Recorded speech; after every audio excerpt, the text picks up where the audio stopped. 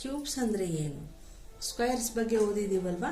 Squares ಅಂದರೆ ಏನು ಓದಿದ್ದೀವಿ ನಾವು. ಫಾರ್ ಎಕ್ಸಾಂಪಲ್ ಯಾವುದೇ ನಂಬರ್ಗೆ ರೈಸ್ಡ್ ಟು ಪವರ್ ಆಫ್ 2 ಅಂತ ಬರೆದ್ರೆ ಅದು ಸ್ಕ್ವೇರ್ ಆಗ್ತಿತ್ತು. 2 × 2 ಅಂತ ಹೇಳ್ತಾ ಇದ್ವಿ, ಅದರ ವ್ಯಾಲ್ಯೂ 4 ಆಗ್ತಾ ಇತ್ತು, ಅದನ್ನು ಸ್ಕ್ವೇರ್ ಅಂತ ಹೇಳ್ತಾ ಇದ್ವಿ. ಈಗ ಕ್ಯೂಬ್ ಅಂದರೆ ಏನು? ಕ್ಯೂಬ್ ಅಂತಂದರೆ ನೋಡಿ, ಯಾವುದೇ ನಂಬರ್ಗೆ raised to the power of 3 ಇದ್ದರೆ, ಯಾವುದೇ ನಂಬರ್ ಇರಲಿ ಈ ಥರ raised to the power of 3 ಮಾಡಬೇಕು.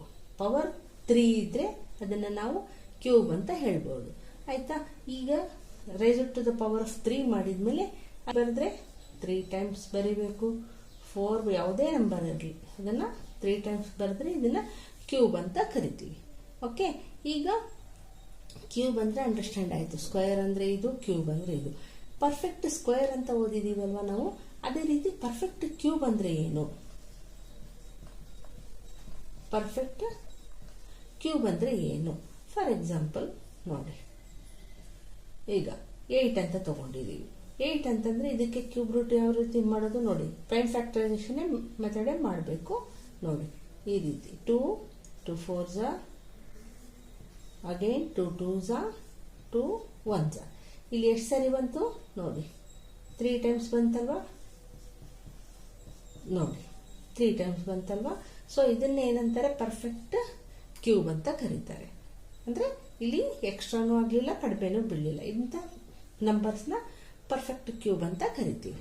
ಈಗ ಫಾರ್ ಎಕ್ಸಾಂಪಲ್ ನೋಡಿ, ಇನ್ನು 100 ಅಂತ ತಗೊಂಡ್ರೆ 100 ಅಂತ ತಗೊಂಡ್ರೆ ಈಗ ಇದೇ 100ನ ಪ್ರೈಮ್ ಫ್ಯಾಕ್ಟರೈಸೇಷನ್ ಮೂಲಕ ಮಾಡೋಣ.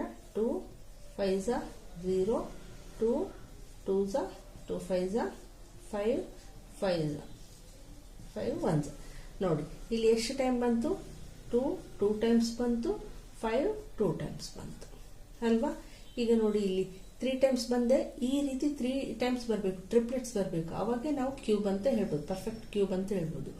ಇಲ್ಲಿ 2 ಟೈಮ್ಸ್ ಬಂದಿದೆ, 5 2 ಟೈಮ್ಸ್ ಬಂದಿದೆ, 2 2 ಟೈಮ್ಸ್ ಬಂದಿದೆ. ಸೊ 100 ಪರ್ಫೆಕ್ಟ್ ಕ್ಯೂಬ್ ಅಲ್ಲ ಅಂತ ಹೇಳ್ಬೋದು. This is not A perfect cube.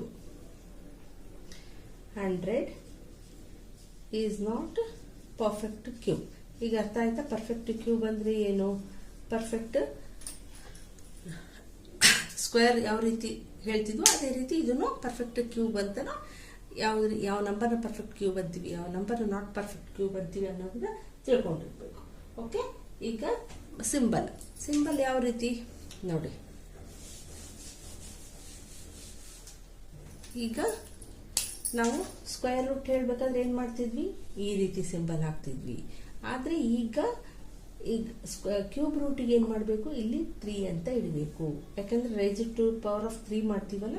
So ನಾವು ಇಲ್ಲಿ ಸ್ಕ್ವೇರ್ ರೂಟ್ ತರನೇ ಹಾಕಿ ಇಲ್ಲಿ ಮೇಲೆ 3 ಕೊಟ್ರೆ ಮಾತ್ರ ಅದನ್ನ ಕ್ಯೂಬ್ ಅಂತ ಹೇಳೋದು.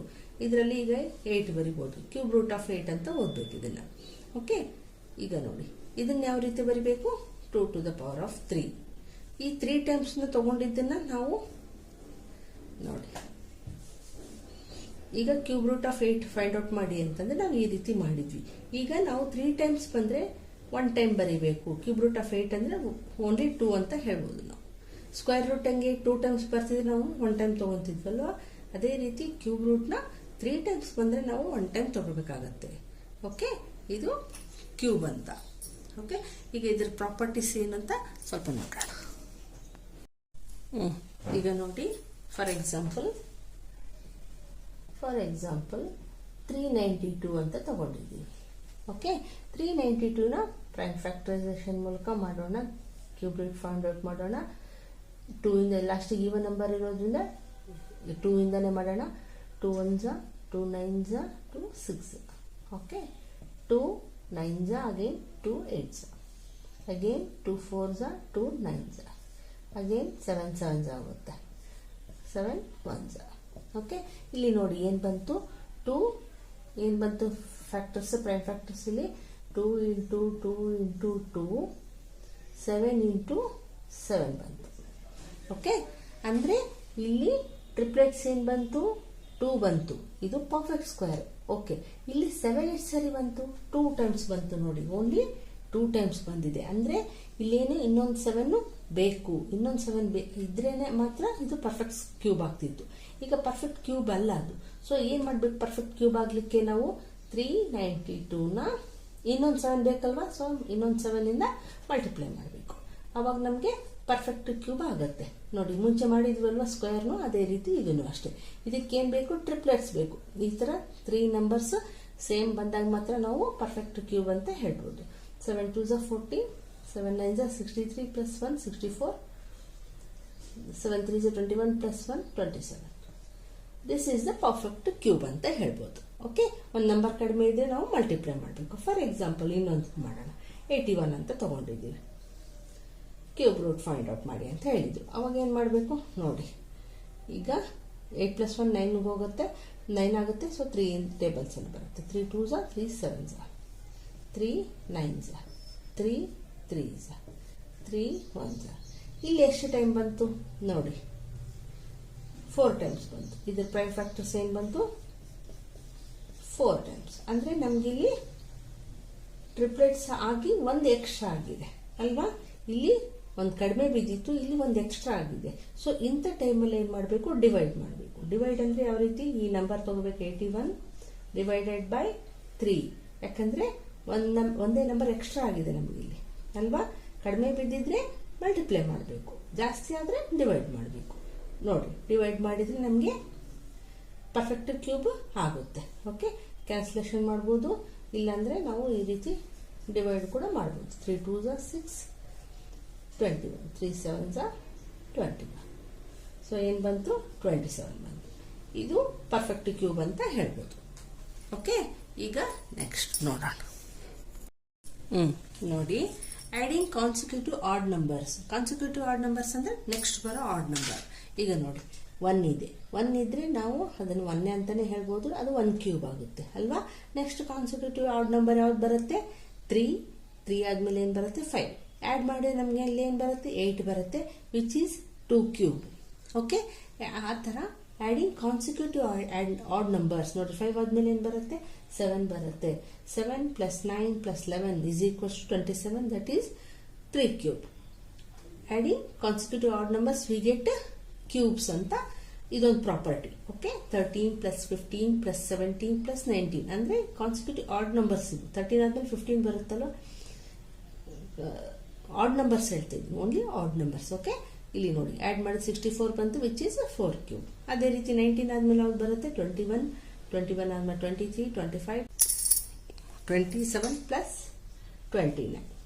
ಓಕೆ, ಆ್ಯಡ್ ಮಾಡಿದರೆ ನಮ್ಗೆ ಏನು ಬರುತ್ತೆ, 125 ಬರುತ್ತೆ. ಸೊ ವಿಚ್ ಈಸ್ 5 ಕ್ಯೂಬ್ ಅಂತ ಹೇಳ್ಬೋದು. ಓಕೆ, ಈಗ ನೆಕ್ಸ್ಟ್ ನೋಡಿ, ಕ್ಯೂಬ್ಸ್ ಅಂತ ನಾವು ಸ್ಕ್ವೇರ್ಸ್ ಯಾವ ರೀತಿ ಮಾಡಿದ್ವಿ ಅದೇ ರೀತಿ.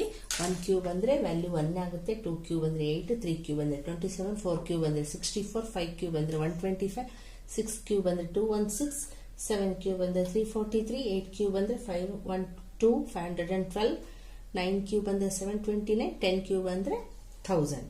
ಅಂದರೆ ಇಲ್ಲಿ ನೋಡಿ, there are only 10 perfect cubes from 1 to 1000 ಅಂತ. ಇಲ್ಲೇ ನೋಡಿದ್ವಲ್ವಾ, ಪರ್ಫೆಕ್ಟ್ ಕ್ಯೂಬ್ಸ್ ಅಂದರೆ 1000 ಒಳಗೆ ಓನ್ಲಿ 10 ಬರ್ತವೆ. 10 perfect cubes are there in from 1 to 1000 ಅಂತ ಅರ್ಥ ಆಯ್ತು. ಓಕೆ, ಇದನ್ನ ನೋಟ್ ಮಾಡ್ಕೊಳ್ಳಿ. ಇನ್ನೊಂದು ಇಂಟ್ರೆಸ್ಟಿಂಗ್ ಪಾರ್ಟ್ ಏನು ಗೊತ್ತಾ, ನೋಡಿ ಇದರಲ್ಲಿ the cubes of even numbers are always even. ನೋಡಿ, ಅದೇ ರೀತಿ the cubes of odd numbers are always odd numbers.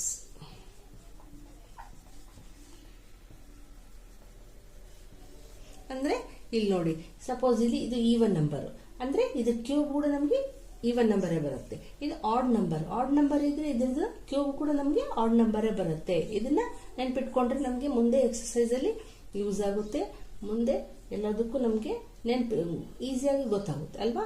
ಇದು ನೋಡಿ, ಈವನ್ ನಂಬರ್, ಸೊ ನಮಗೆ ಕ್ಯೂಬ್ ಕೂಡ ಈವನ್ ನಂಬರ್ ಅಲ್ಲೇ ಬರುತ್ತೆ. ಈ ಆಡ್ ನಂಬರ್ ಇದ್ರೆ ಕ್ಯೂಬ್ ಕೂಡ ನಮಗೆ ಆಡ್ ನಂಬರ್ ಅಲ್ಲೇ ಬರುತ್ತೆ. ಓಕೆ, ಇದಿಷ್ಟು ಪ್ರಾಪರ್ಟೀಸ್. ಈಗ ಎಕ್ಸರ್ಸೈಸ್ ಮಾಡೋಣ.